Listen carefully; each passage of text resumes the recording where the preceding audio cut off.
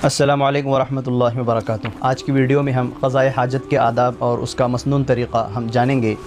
क़ज़ाए हाजत यानी हम तहारत और बैतुल ख़ला के लिए जो जाते हैं। इस सिलसिले में इस्लाम की क्या रहनुमाई है, इस्लाम हमें क्या तरीक़ा सिखाता है कि हम किस तरीक़े पर बैतुल ख़ला को जाएँ और आएँ। उसके कुछ आदाब हैं, उसके कुछ तरीक़े हैं, उसको आज की वीडियो में हम जानने जा रहे हैं। नंबर 1, अगर करीब में पर्दे के साथ इस्तिंजे का नज़्म न हो और खुली जगह में इस्तिंजे की नौबत पेश आए तो कहीं दूर जाकर इस्तिंजा करना। इस्तिंजा कहते हैं क़ज़ाए हाजत को पूरा करना, यानी बैतुल ख़ला और तहारत के लिए जाना, इसको इस्तिंजा करना कहते हैं। तो अगर करीब में कोई पर्दे की जगह ना हो, खुले मैदान में, जंगल वगैरह में जाने की नौबत आए तो उस सिलसिले में दूर जाना, लोगों की नज़रों से दूर होना चाहिए। नंबर 2, किसी जगह छुप कर क़ज़ाए हाजत करना, लोगों के सामने न आना ताकि जो है बेपर्दगी ना हो।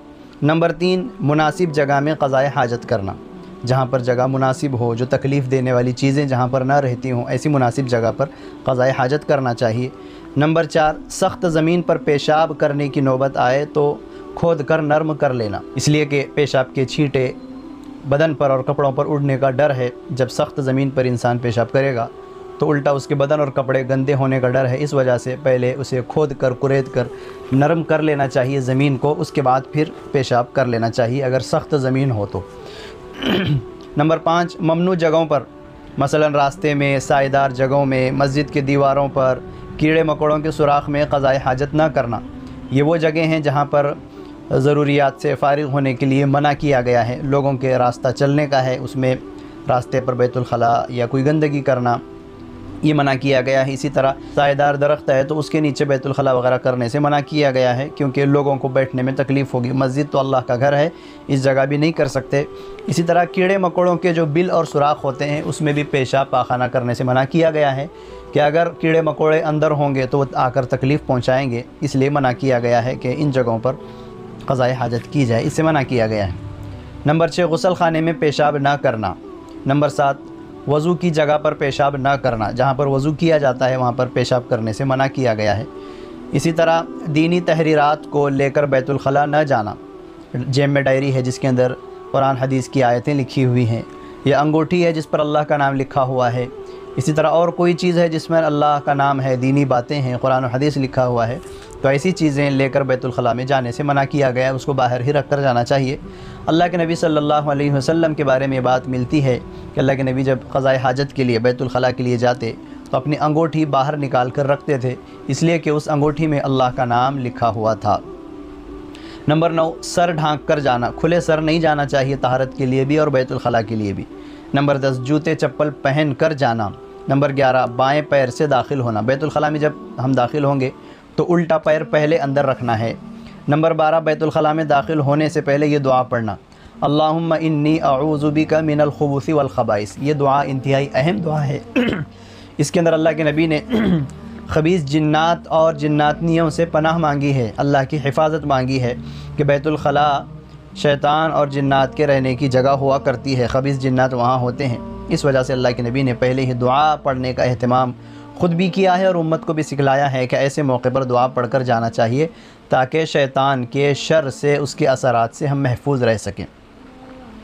नंबर 13, क़ज़ाए हाजत के वक्त क़िबले की तरफ मुँह और पीठ न करना। हमारे यहाँ पर मुसलमानों के घरों में रिवाज यही है, तरीक़ा यही है कि बैतुल ख़ला को न क़िबले की तरफ रुख़ करके बनाया जाता है, न क़िबले की तरफ पीठ करके बनाया जाता है। ये भी एक अदब है कि बैतुल ख़ला में हम जब जाएँ और फ़ारिग़ होने के लिए बैठें तो ना हमारा मुँह क़िबले की तरफ हो और ना हमारी पीठ क़िबले की तरफ हो, इसका भी ख़ास एहतमाम और इसकी भी रियायत करने की ज़रूरत है। नंबर 14, खड़े खड़े पेशाब न करना, खड़े होकर पेशाब करना मना है। कोई मजबूर है, माज़ूर है तो माज़ूरीन के अहकाम अलग हैं, वरना आम हालात में सेहतमंद लोगों के लिए खड़े होकर पेशाब करना मना है। इससे एक तो सतर दिखने का अंदेशा है अगर खुली जगह में हम खड़े होकर पेशाब कर रहे हैं, दूसरा जिस्म पर, कपड़ों पर नापाकी के उड़ने का भी डर है, इस वजह से भी खड़े होकर पेशाब करने से मना किया गया है। नंबर 15, बवक़्त ज़रूरत और बक़द्र ज़रूरत सतर खोलना, जब ज़रूरत है उसी वक्त सतर खोलना और जितनी ज़रूरत है उतना ही सतर खोलना चाहिए। बिला ज़रूरत पूरा बदन खोलना, पूरा जिस्म को नंगा करना या ज़्यादा ज़रूरत से ज़्यादा सतर खोलना, इसकी इजाज़त नहीं है।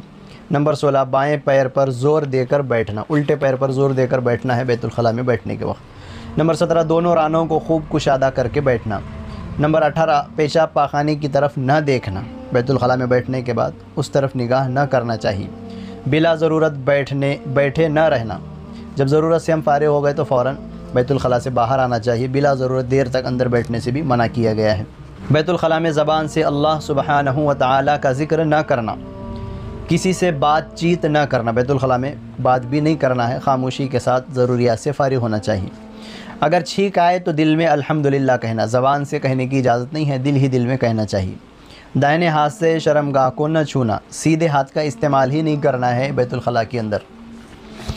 नंबर 24 दाहिने हाथ से इस्तिंजा न करना, सीधे हाथ से न हम सफाई करेंगे और न शर्मगाह को छुएंगे, बल्कि जब इस्तिंजा और सफाई का वक्त आए तो बाएं हाथ से सफाई करना चाहिए। इस्तिब्रा करना यानी पेशाब के क़तरे निकलने से इत्मीनान हासिल कर लेना, पेशाब के मुकम्मल क़तरे अब रुक चुके हैं, निकल चुके हैं, तो ये इत्मीनान होने के बाद फिर हम जो है अपनी ज़रूरत से फारिग होंगे, इतना इत्मीनान कर लेना ज़रूरी है। नंबर 26 ढेले और पानी दोनों को इस्तेमाल करना, सिर्फ़ पानी का इस्तेमाल करें तब भी चलेगा, सिर्फ़ ढेले का इस्तेमाल करें तब भी चलेगा, लेकिन दोनों का इस्तेमाल अगर हो तो ये ज़्यादा बेहतर है, सफाई इसमें और ज़्यादा होगी। 27 नंबर ढेलों से इस्तिंजा करने की सूरत में ताक़ आदत की रियायत करना, अगर ढेलों का इस्तेमाल कर रहे हैं तो ताक़ आदत यानी 3, 5, 7 इस तरह ढेले लेकर उसका इस्तेमाल करना, ताकि कोई शक शुबा बाकी न रहे, पूरी तरह सफाई अच्छी हो। इस वजह से ताक़ आदत ढेले लेने का हुक्म दिया गया है। ममनू चीज़ों से मसलन हड्डी, लीद वग़ैरह से इस्तिंजा न करना, हड्डी है, इसी तरह गोबर है, इसी तरह दूसरी चीज़ें कागज़ है, इन चीज़ों से जो है बैतुल खला की सफ़ाई करना, इस्तिंजा करने से मना किया गया है। वो कागज़ जो लिखाई पढ़ाई के लिए ख़ास है, ऐसे कागज़ात का इस्तेमाल मना है। आजकल तरक्की के इस दौर में ख़ास बैतुल खला के लिए कुछ मखसूस टॉयलेट पेपर और जो है टिश्यू पेपर वग़ैरह आ रहे हैं, तो उसका इस्तेमाल कर सकते हैं, वो तो बनाए ही गए हैं इसके लिए, उसके इस्तेमाल में मना नहीं है। लेकिन जो कागज़ लिखने के लिए हैं उन कागज़ों को बैतुल खला की सफ़ाई के लिए, इस्तिंजे के लिए इस्तेमाल नहीं कर सकते। इसी तरह हड्डी को भी इस्तेमाल नहीं कर सकते, इसलिए कि हड्डी को जिन्नात की ग़िज़ा कहा गया है, और गोबर वगैरह से भी इस्तिंजा और सफ़ाई नहीं कर सकते, इसलिए कि वो ख़ुद पहले नापाक है, उससे क्या पाकी हासिल होगी, इसलिए इसका ख्याल रखना चाहिए। पहले दाहिना पैर बाहर निकालना, जब बाहर निकलेंगे तो सीधे पैर से बाहर निकलेंगे बैतुल खला से। बैतुल खला से बाहर निकल कर ये दुआ पढ़ना, गुफ़रानक अल्हम्दुलिल्लाहिल्लज़ी अज़हब अन्निल अज़ा व आफ़ानी, कि अल्लाह मैं तुझसे मग़फ़िरत तलब करता हूँ। तमाम तारीफ़ें उस अल्लाह के लिए हैं जिसने मुझसे तकलीफ़ दे चीज़ को अलग किया और मुझे आफ़ियत अता फ़रमाई। इस पर अल्लाह की हम्द और सना और ये दुआ पढ़ने का एहतमाम करना चाहिए, जैसा कि अल्लाह के नबी ने हदीस में सिखलाया है। क़ज़ाए हाजत को अल्लाह सुब्हानहू व तआला का फ़ज़ल और एहसान समझना, यानी हमारे जिस्म से गंदगी दूर हुई, पेशाब करने के सलाहियत अल्लाह ने दी है, बैतुल खला से फ़ारिग होने के लिए सेहत अता फ़रमाई है, तो इस पर अल्लाह का शुक्र अदा करना कि इसकी वजह से इंसान के अंदर जो बेचैनी और जो तकलीफ़ थी, वो तमाम तकलीफ़ें और बेचैनी को अल्लाह ने ख़त्म किया, अब सुकून और राहत मिल गई। इस पर भी अल्लाह का एहसान मानना, अल्लाह का शुक्र अदा करना चाहिए।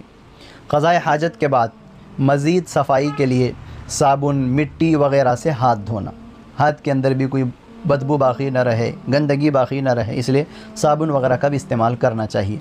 ये बैतुल खला से मुताल्लिक़ कुछ आदाब और सुन्नतें हैं, इसके मुताबिक हमें अमल करना चाहिए। अल्लाह पाक अमल की तौफ़ीक़ अता फ़रमाए। अस्सलामु अलैकुम व रहमतुल्लाहि व बरकातुहू।